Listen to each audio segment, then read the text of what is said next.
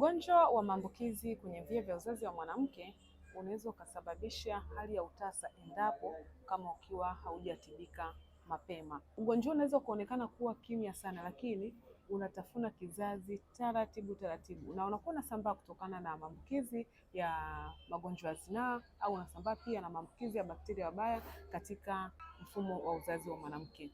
Ugonjwa huu unaposambaa husambaa kwa kasi sana na kusababisha makovu kwenye mrija ya uzazi ya mwanamke, hali ambayo inaweza kusababisha yeye kutokuwa na uwezo wa kupata ujauzito au kupata ujauzito ambao unakuwa umetungwa nje ya kizazi. Ectopic pregnancy, hali ambayo inakuwa ni hatarishi zaidi kwenye afya ya uzazi wa mwanamke. Na ugonjwa huu si ugonjwa mwingine, ni ugonjwa wa PID. Pia hatari sana katika afya yako kama mwanamke. Inahatarisha kizazi chako siku hadi siku. Afya yako ni uwekezaji wako.